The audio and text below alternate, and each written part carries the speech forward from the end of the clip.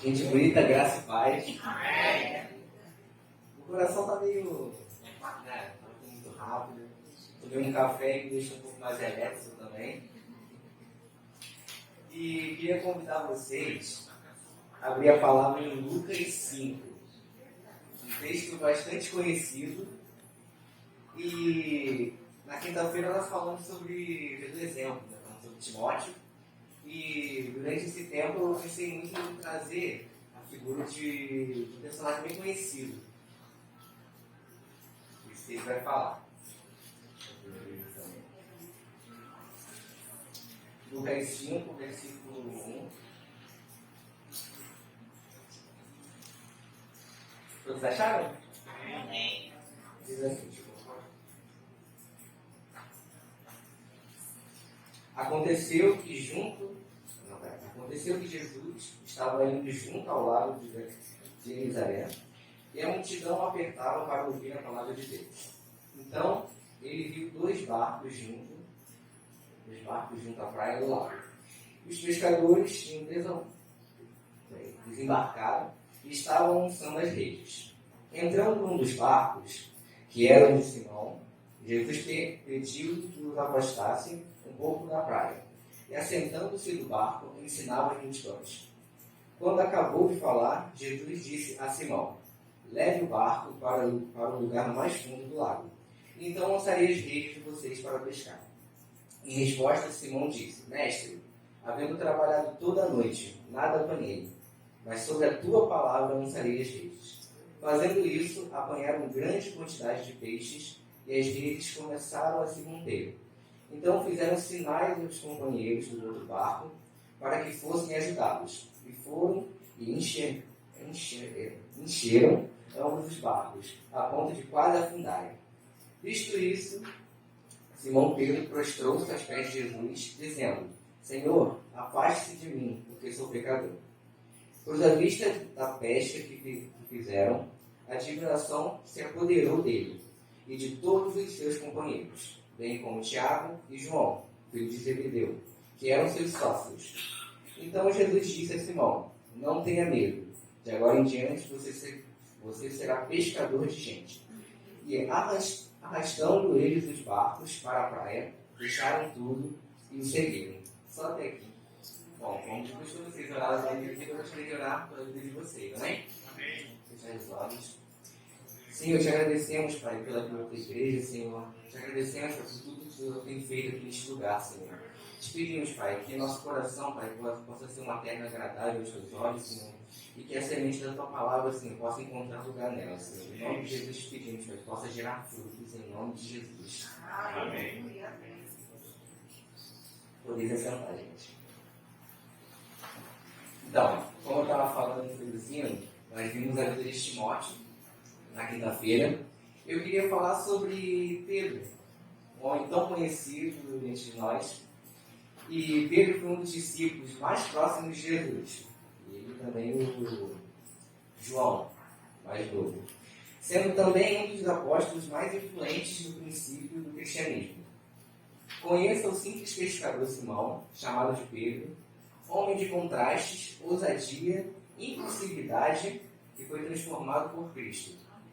Pedro nasceu em Betsaida, era filho de João, também traduzido por Jonas em algumas versões, e irmão de André. Ele morava em Cafarnaum, onde tinha um pequeno negócio no ramo de pesca com seu irmão, em sociedade com Zebedeu e dois filhos, Tiago e João. Pedro era casado, mas a Bíblia não fala muito sobre a vida de como ele era casado, né? E nem muito sobre a sua família. Então a gente vê que Jesus curou a sogra dele. E quem foi Pedro? Essa figura tão marcante do cristianismo. Ele é conhecida pelos seus altos e baixos, a gente vê, principalmente pelas suas atitudes impulsivas, às vezes querendo mostrar quem ele é para Jesus. Então, assim, nossa, tu és o Cristo, filho de Deus, antes de todo mundo ali. E ele sempre queria parecer grande, né? Diante dos olhos dos discípulos e dos próprios olhos de Jesus. Ele é o maioral na frente de todos os outros, né? Mas também ele é totalmente humano e falho. A gente vê. Quem é Pedro? Agora vira para quem está do seu lado, sempre diz para quem seria. para quem está do teu lado e fala assim: nós somos Pedro.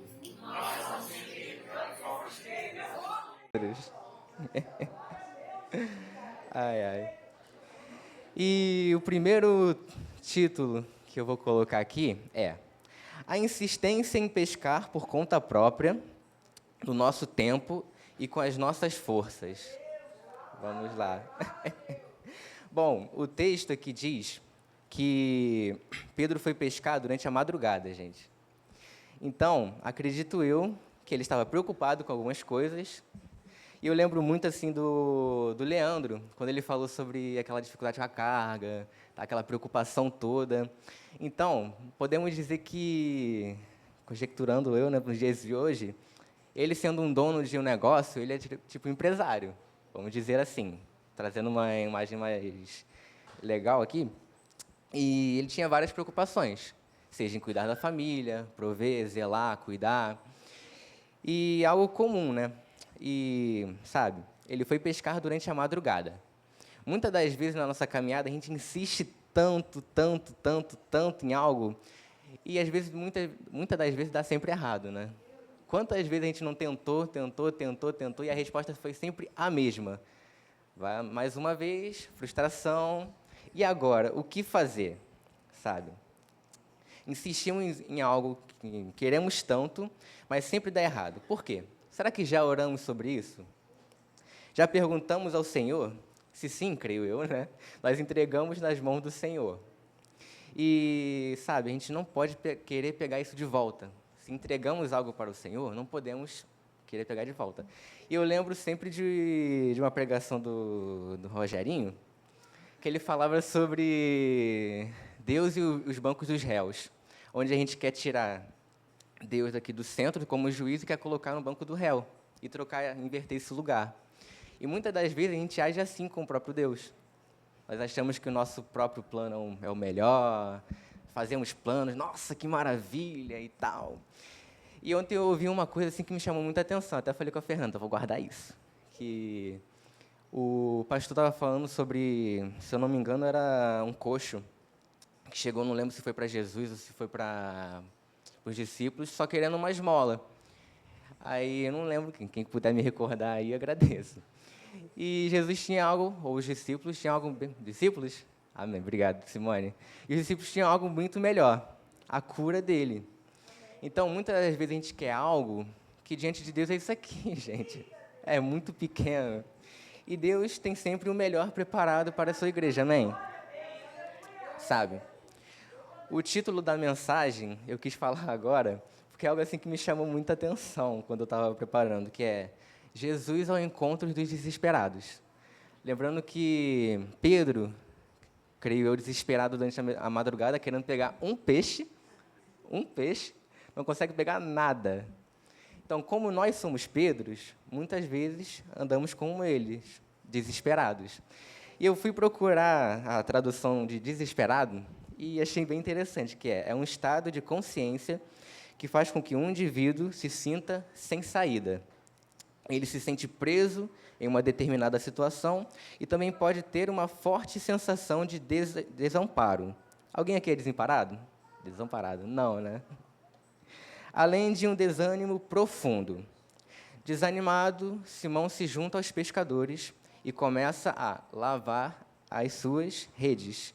Ou seja, estava começando a desistir. Depois de uma madrugada tão desesperadora ali, ele começa a se ver como o quê? Sem saída. E agora? Passei a madrugada toda, eu que conheço muito bem esse mar, porque eu sou pescador. Então, se eu não consigo, ninguém vai conseguir, né? Pedro, muitas das vezes, assim como nós agimos, nós buscamos nossos próprios caminhos. Quantas das vezes a gente não tenta arrumar um jeitinho, aquele famoso jeitinho brasileiro? E, sabe, eu estava pensando também, muitos aqui, creio eu, que dirigem, né? E quantas das vezes a gente não usa um GPS, um Waze, para tentar arrumar o melhor caminho aqui, ali? E nós só queremos, assim, economizar uns 5 minutos. 5, 10. Aí quando você está andando ali, aí o GPS fala assim, não, vire aqui. Aí você vê um camburão assim na frente, Deus me livre, vou seguir reto. Aí O Waze pode errar muitas das vezes, só que Deus não erra. Deus não precisa de GPS, Deus é o próprio caminho e a verdade. E Pedro tentando, né, economizar 5 minutos, ou não, ele tentou a madrugada toda. Como eu disse, Deus não precisa de GPS, ele conhece e tem os trajetos nas palmas das mãos. O problema é que a gente sempre quer pegar o melhor atalho, o nosso totalmente jeitinho, economizar 5 minutos ou mais e chegar mais rápido por causa da nossa impaciência, sabe? E algo que me enfatizou muito assim nessa palavra é que se você for ver aqui o versículo, deixa eu ver, versículo, acho que é o 7, deixa eu ver aqui, peraí, 9. Se puder projetar aí, Gabi, por favor. Que diz que pois à vista da pesca, o que fizeram, a admiração se apoderou dele e de todos os seus companheiros. Fala assim comigo, admiração. Ó, a admiração é algo bom, vamos lá. Mas pode ser uma pedra de tropeço na vida individual de cada, como é que eu vou dizer assim, cada discípulo de Jesus. Por que eu digo isso? Ó, nós admiramos tanto alguma coisa que a gente só apenas vê. Então, nós, admiradores, será que nós fizemos como eles fizeram depois? Que é, deixaram tudo para trás e seguiram Jesus?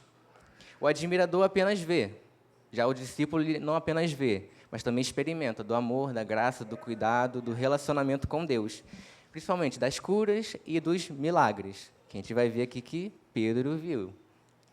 Então, eu estava vendo até uma coisa também na faculdade de psicologia que surgiu um assunto do nada lá, que a professora estava falando muito sobre essa geração que apenas contempla. É uma geração que é muito admirável, sabe?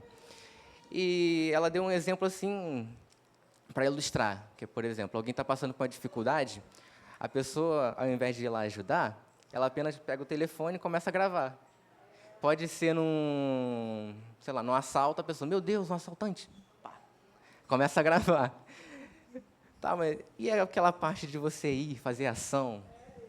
Você ir dar um abraço? Não tem, porque a gente acaba sendo muito admirador.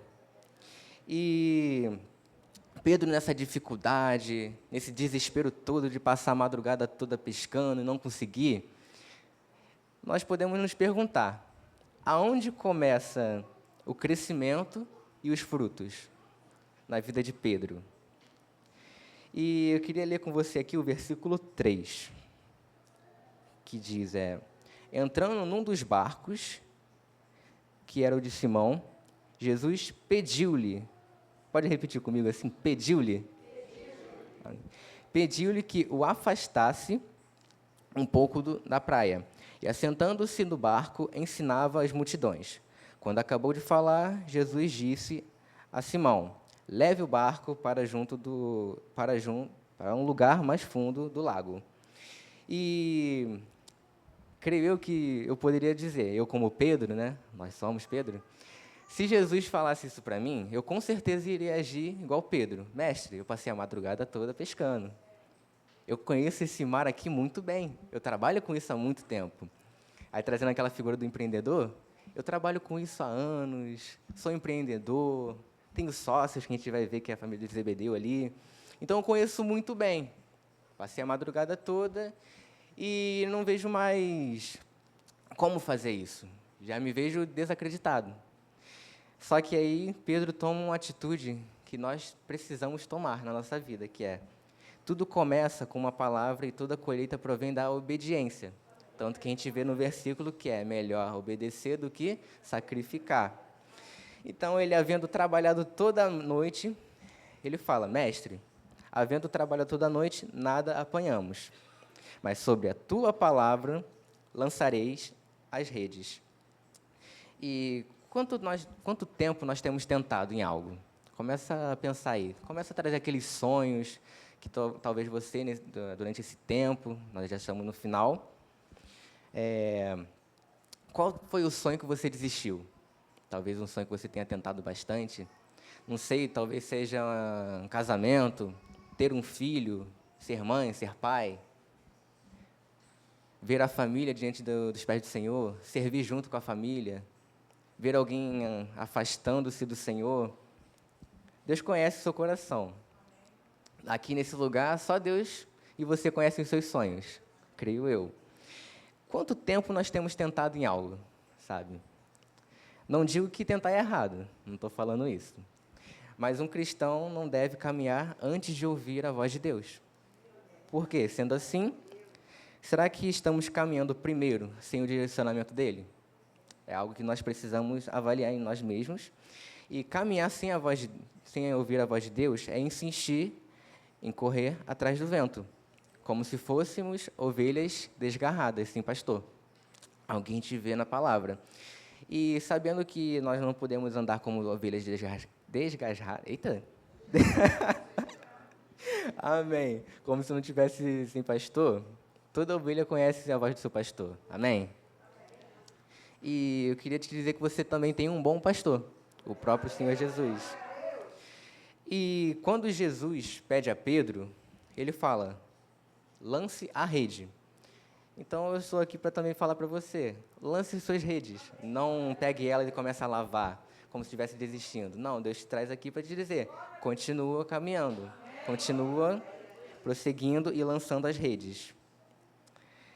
E algo que nos ensina também, são 3 coisas aqui, pelo menos eu aprendi, graças a Deus, e Deus me exortou bastante, gente, que é olhar para o alto. Por que olhar para o alto? Que olhar para o alto é confiar no seu cuidado. Confiar no cuidado de Jesus, sabendo que Ele tem o melhor para nós e sabe nos direcionar. Também é ouvir a voz de Deus. Ouvir a voz de Deus é ter um direcionamento na caminhada. E ouvir a voz de Deus também nos lembra que a fé vem pelo ouvir, e ouvir a palavra de Deus. E também algo que bateu muito, que é obedecer. Algo que eu falei que obedecer é melhor do que sacrificar. E obedecer é o quê? Nós fomos assim criados por nossos pais, seja por uma avó, alguém assim com autoridade na nossa vida, nos ensina que obedecer é ouvir e praticar. Então, tudo aquilo que eu recebi, agora chegou a hora de viver. Tanto que tem até um louvor que a Simone falava muito, que era Ele Continua Sendo Bom, eu acho. Que fala, chega o dia de viver tudo aquilo que a gente aprendeu, mas confiando que Ele continua sendo bom. E a transformação na vida de Pedro começa com esse fruto da obediência. Então, a partir do momento que ele busca a palavra, ele começa a buscar a vontade de Deus, claro, negando aquilo que ele achava, não, eu conheço esse mar, sei muito bem, e eu sei que não vai dar em nada. E Jesus fala para ele lançar as redes. Ele começa a buscar a vontade de Deus, ele escuta a sua palavra, e obedecendo essa palavra, ele se rende aos pés do seu Senhor. Tanto que a gente vê que ele fala, afaste-se de mim, pois sou pecador. E algo assim que me chamou muita atenção também foi a condução de Deus nesse texto, onde Deus fala sobre que o controle dele está nas mãos dele. Também ele sabe o momento certo de mudar a rota, o direcionamento. Deus está alerta aos perigos, ou seja, ele está com um olhar de cuidado. Ele tem total autoridade e governo sobre nossas vidas e também ele é a própria sabedoria. Então, quando nós achamos assim, nossa, meu plano é melhor, aquilo ali, poxa, se eu fizer assim, assado, poxa, essa porta aqui, vou fazer desse jeito. Só que a gente vê que Deus tem um direcionamento, sabe o momento certo, e se a gente for buscar, a gente vai saber. Quanto mais buscamos a Deus, mais ouvimos a sua voz e mais sensíveis nos tornamos. Então, em meio ao mar, é Deus quem tem o controle. Tanto que todos nós lembramos daquele texto onde Jesus anda sobre as águas, eles acham, nossa, é um fantasma e tal. E Pedro logo vê que é Jesus e fala, se tu és o Senhor mesmo, mande que eu vá e ande sobre as águas até o Senhor. Meu irmão, se fosse eu, sendo Pedro, achando que eu tenho controle sobre o mar, na mesma hora que eu pisasse no mar, eu ia cair e afundar. Eu não ia nem andar uns passozinhos como ele fez. Eu ia começar a olhar para o lado, meu, misericórdia agora e tal. Só que a gente vê que Jesus tem um escape preparado, como a gente falou aqui mais cedo. Ele vai lá e estende as mãos a Pedro. E o que ele fala para o mar? Acalme-se. É apenas isso. É Jesus quem tem o controle. Muitas das vezes a gente acha que é a gente que tem. Só que se o controle ficar nas nossas mãos, vai dar ruim.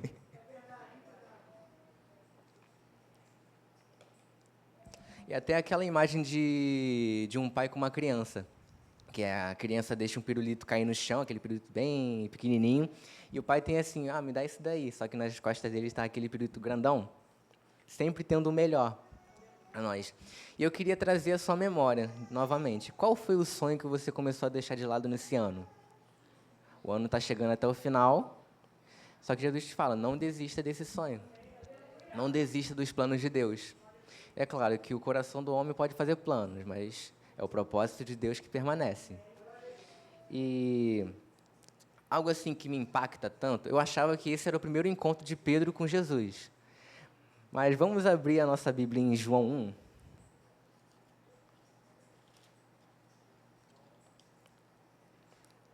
João, capítulo 1, no versículo 35.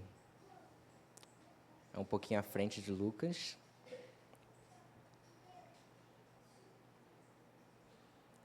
Todos acharam?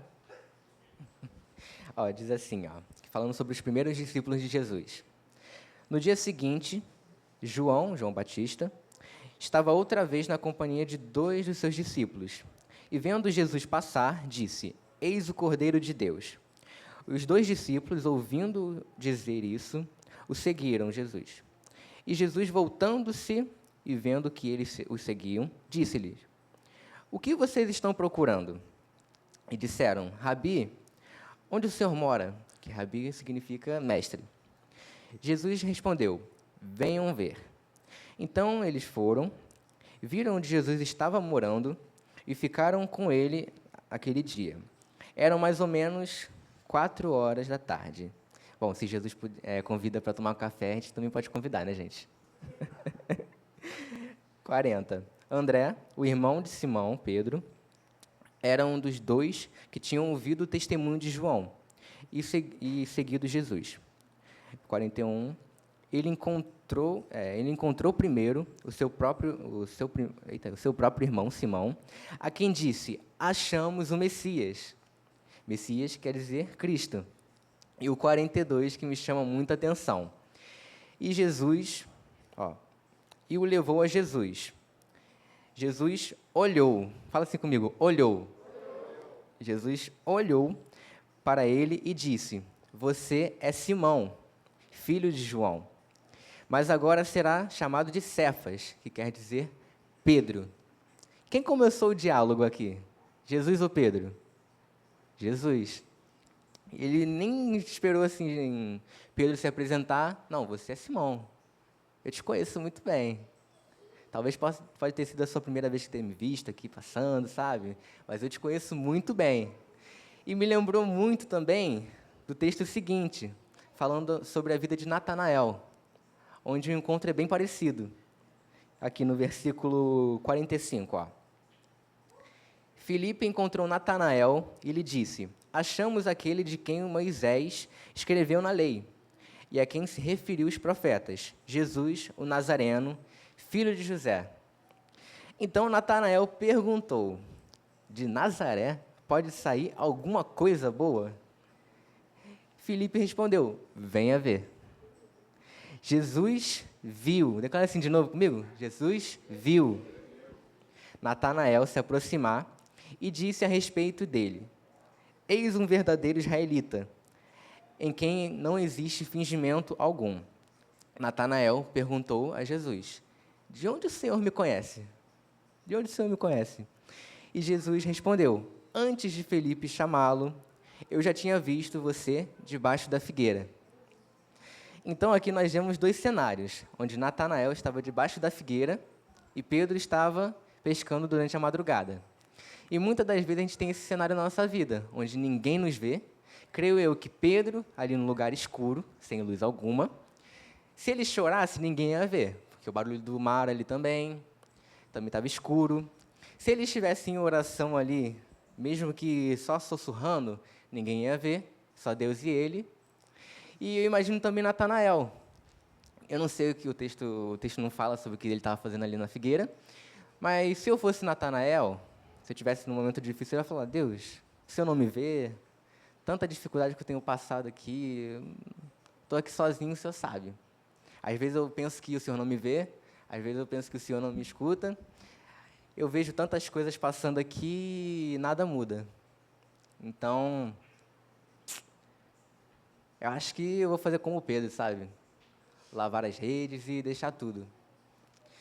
Só que aí a gente vê que Jesus também começa o diálogo com Natanael, começa o diálogo com Pedro e fala, primeiro para Natanael, eu te conheço, antes de Felipe chamá-lo, eu já tinha visto debaixo da figueira, naquele lugar onde muitas das vezes a gente se encontra, falando, o Senhor não me vê, cadê o cuidado de Deus? Eu não vejo.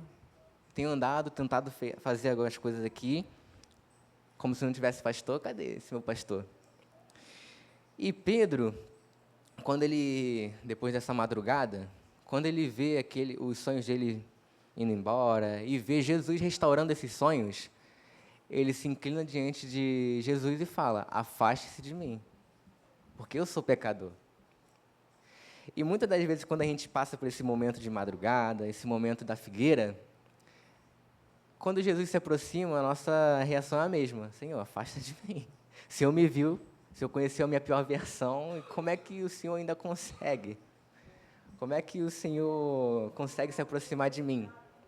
Eu lembro que da última vez que eu preguei, eu até falei que muitas das vezes a gente vê Jesus como se fosse uma criança com nojo de tocar num sapo, alguma coisa assim. Só que, gente, a gente não é sapo, nós somos ovelhas e temos um pastor. Então a gente vê que aqui, ó, desde o início, Jesus conhecia Pedro, como também Natanael. Jesus, se você perceber, ele chama assim, você é Simão, filho de João, mas agora será chamado de Cefas. Jesus, no primeiro encontro, já queria mudar o nome de Pedro, já queria mudar a história dele. Só que a gente vai ver que Jesus só muda a história de Pedro quando Pedro obedece a palavra de Jesus e começa a caminhar sobre ela. Então, eu e você, nós precisamos caminhar sobre a palavra. Se queremos ver mudança, o cenário mudando, Jesus é o melhor motorista, digamos assim. Se ele quiser mudar o cenário aqui, mudar a rota, ele muda. Ele é o dono do mar, ele acalma o mar. Se ele quiser agitar, ele pode agitar. Toda agitação tem um propósito, se for nas mãos de Deus. E nós vemos que a preparação do cenário mudou. E o reino de Deus não é como o mundo que uma cantora dizia, que é tudo que eu quiser, um cara lá de cima vai me dar. No mundo de Deus, no reino de Deus, não funciona assim. Como eu disse, os planos do nosso coração, eles são enganosos. É o propósito de Deus quem permanece. E eu queria convidar você novamente. Qual foi o sonho que você deixou de lado? O que tem te impedido de caminhar? O que tem tirado a sua paz? Na madrugada, nós passamos por isso. O que tirou a paz de Pedro foi, eu preciso pescar. E também isso tirou a paz dele, também a esperança. E eu queria também te convidar a fechar os seus olhos.